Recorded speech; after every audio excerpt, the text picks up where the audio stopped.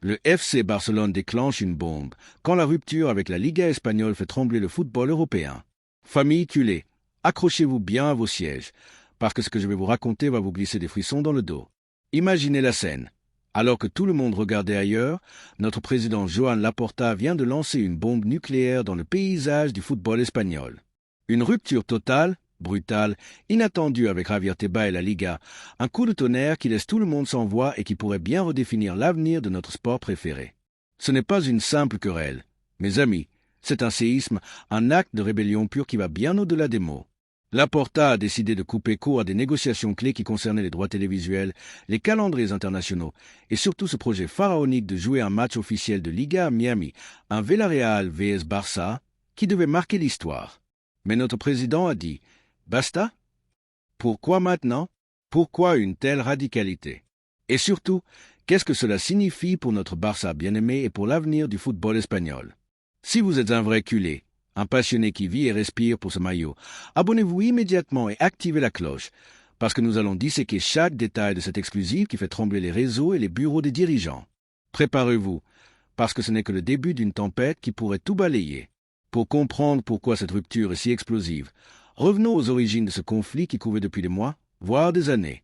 Joan Laporta, notre président charismatique et controversé, et Javier Tebas, le patron tout-puissant de la Liga, connu pour son style impitoyable et sa vision d'une ligue modernisée et globalisée, s'affrontent depuis longtemps. Cette rupture n'est pas un caprice soudain, c'est l'aboutissement d'un conflit qui mijotait, prêt à exploser avec une violence inouïe. Rappelons le contexte historique. Laporta est revenu à la présidence du Barça en 2021 avec des promesses de grandeur, mais il a trouvé un club noyé sous les dettes, étouffé par les restrictions financières du fair-play et un paysage compétitif qu'il juge conçu pour nuire au Barça. Depuis, il s'est heurté à plusieurs reprises à Tebas sur des questions cruciales comme le fair-play financier, qui a limité la capacité du Barça à inscrire des joueurs et à rivaliser à armes égales. Imaginez la frustration. Alors que des clubs comme le Real Madrid semblent naviguer sans problème dans ces eaux troubles, le Barça a dû recourir à des leviers économiques désespérés, vendant des actifs futurs pour survivre. Mais le véritable déclencheur de cette rupture a été une série de négociations secrètes qui se déroulaient dans l'ombre. Nous parlons de discussions sur les droits télévisuels, les calendriers internationaux et surtout l'expansion de la Liga sur le marché américain. L'un des points chauds était ce projet de jouer un match officiel de Liga à Miami, spécifiquement le Villarreal-Barça, une idée promue par Tebas pour internationaliser la compétition et générer des revenus colossaux. Ce projet n'était pas un simple caprice, il représentait une stratégie à long terme pour faire rivaliser la Liga avec la Premier League sur la scène mondiale. Cependant, Laporta a mis un coup d'arrêt brutal à ces négociations, arguant que de telles initiatives nuisent au Barça avec des voyages épuisants, des calendriers chaotiques et un traitement inégal. Passons maintenant aux déclarations qui ont enflammé cette crise monumentale dans le football espagnol. Joan Laporta, le président du FC Barcelone, n'a pas mâché ses mots, lançant des bombes qui ont résonné dans tous les recoins du monde sportif. Dans une interview récente qui a circulé comme un virus sur tous les réseaux sociaux et les médias, Laporta a lâché la bombe. La compétition est faussée. Non, ce n'est pas une phrase en l'air ou un commentaire anodin.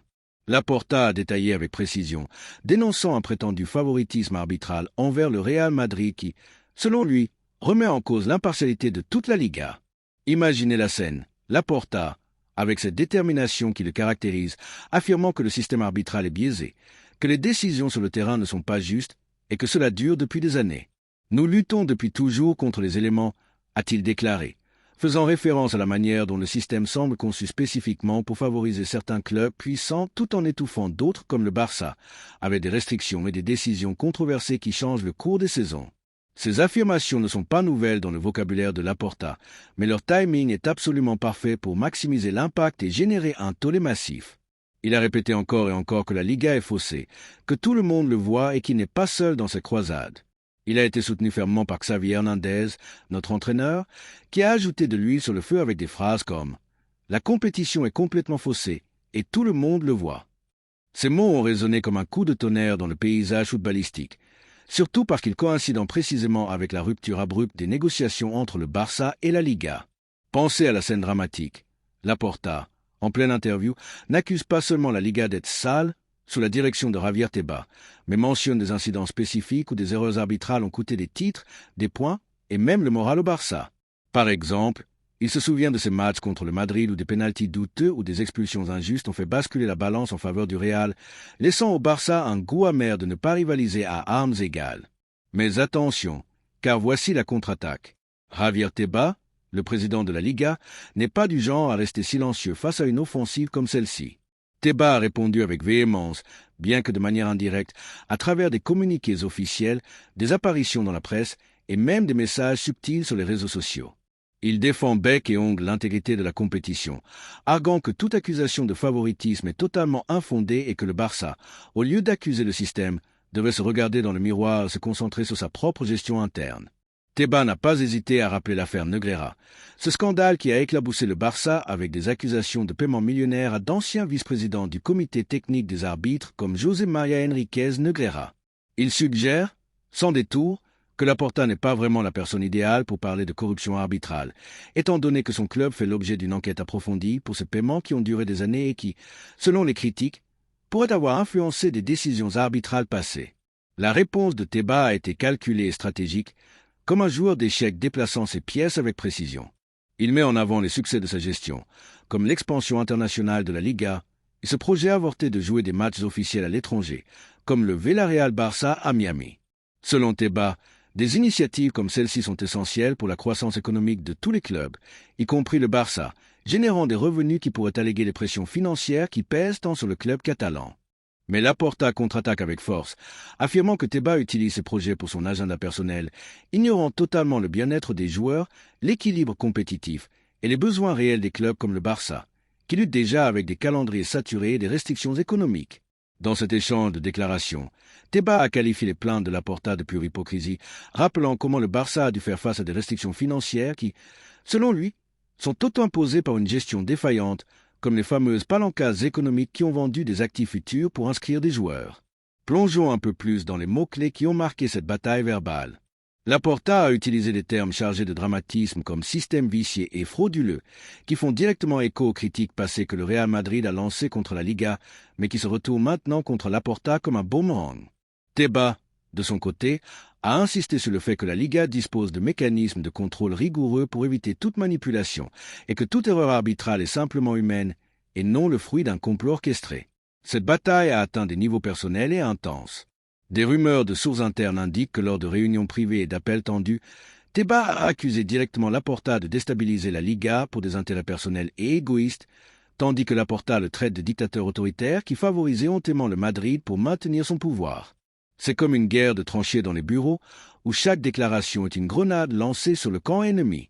Au cœur de toute cette tourmente se trouve le conflit autour du match à Miami, qui est devenu le symbole parfait de cette rupture. Tebas le voyait comme une étape révolutionnaire, une opportunité d'emmener la Liga vers de nouveaux marchés, attirant des fans américains et générant des millions en sponsors et droits télévisuels. Mais Laporta a mis un terme brutal à ce projet, arguant que cela oblige les joueurs à des voyages épuisants et inutiles dans un calendrier déjà saturé, ce qui pourrait augmenter le risque de blessures et de fatigue dans une équipe qui lutte déjà pour maintenir le rythme. Des sources proches du club indiquent que les joueurs du Barça eux-mêmes, des stars comme Pedri, Gavi ou Lewandowski, ont menacé de poursuivre des actions en justice si on les force à participer à de tels événements sans considérer leur santé et leurs droits. Cela a considérablement renforcé la position de Laporta, transformant cette rupture en bien plus qu'une simple dispute présidentielle. C'est une défense collective du vestiaire contre ce qui est perçu comme des abus de pouvoir de la part de Tebas. La réponse de Tebas a été perçue par beaucoup comme défensive, mais extrêmement efficace pour polariser l'opinion publique. Il a réussi à faire en sorte qu'une partie des supporters neutres et des rivaux se rendent de son côté, remettant en question si Laporta n'utilise pas ses déclarations pour détourner l'attention des problèmes internes du Barça, comme la crise économique qui empêche d'inscrire tous les recrutements ou les départs inattendus de joueurs clés. Pendant ce temps, Laporta continue d'attiser le feu avec des apparitions supplémentaires, répétant que la Liga est complètement faussée et que le Barça ne tolérera plus ce traitement inégal. C'est un duel de titans qui ne concerne pas seulement deux hommes, mais des institutions entières. Le Barça représentant la rébellion catalane contre un système centralisé, et Tebas défendant sa vision d'une Liga moderne et équitable. En résumé, ces déclarations explosives de Laporta et la réponse défensive de Tebas ont transformé un conflit latent en une guerre ouverte qui pourrait changer le football espagnol pour toujours. C'est un chapitre rempli de drames, d'accusations et de rebondissements inattendus qui maintient tout le monde en haleine. Et en parlant de rester informé, Si vous êtes un culé de cœur et que cette rupture de Laporta contre Tebas vous tient en haleine, abonnez-vous à la chaîne pour plus d'analyses exclusives sur le FC Barcelone. Activez les notifications et ne manquez pas comment évolue cette bombe. Rejoignez-nous maintenant, parce que le Barça a besoin de nous unis. Les réactions à cette rupture explosive n'ont pas tardé, et les réseaux sociaux se sont transformés en un véritable champ de bataille où les supporters de tous bords déversent leurs opinions avec une passion débordante qui frôle l'épopée. Depuis le moment précis où Joan Laporta a lâché ses déclarations incendiaires sur une Liga faussée, des plateformes comme Twitter, Instagram, TikTok et des forums spécialisés comme Reddit ont littéralement explosé avec des milliers, voire des millions de commentaires, de mèmes viraux, de vidéos d'analyse improvisées et de débats enflammés qui durent des heures. C'est comme si le monde du football s'était arrêté pour donner son avis sur ce coup de tonnerre. Et le résultat est un tourbillon d'émotions qui va de l'appui inconditionnel aux critiques les plus féroces. Beaucoup de culés, les fans inconditionnels du FC Barcelone, ont applaudi leur président avec ferveur, le voyant comme un héros moderne qui ose enfin s'opposer à un système corrompu et vicié qui, selon, a nui au club depuis trop longtemps. Des phrases comme « Bien joué Laporta »,« La Liga est faussée, il était temps de le dire » se répètent dans des fils interminables, avec des fans partageant des compilations de vidéos d'erreurs arbitrales qui, selon eux, ont avantagé le Real Madrid dans des matchs clés, comme des expulsions douteuses ou des pénaltys non sifflés qui ont changé le cours de saisons entières. Maintenant, en nous positionnant comme des culés inconditionnels, rappelons-nous pourquoi nous aimons ce club. Pour son histoire de résilience, pour des légendes comme Cruyff et Messi qui nous ont appris à ne jamais nous rendre, et pour cette identité catalane qui nous rend uniques dans un monde dominé par les géants. Cette crise est une épreuve de feu, mais aussi une opportunité pour que le Barça émerge plus fort, exigeant une ligue propre où le talent, et non les favoritismes, détermine les champions. Si vous croyez en cela, si vous sentez que Laporta a raison de s'opposer à Tebas pour cette Liga faussée et adultérée qui nous a volé des points et des titres, alors c'est le moment d'agir. Abonnez-vous à la chaîne maintenant, aimez cette vidéo et partagez-la avec tous les culés que vous connaissez pour que plus de gens rejoignent la cause et amplifient cette voix. Activez la cloche pour ne pas manquer les mises à jour exclusives sur l'évolution de ce coup de tonnerre parce que le Barça a besoin de nous unir plus que jamais.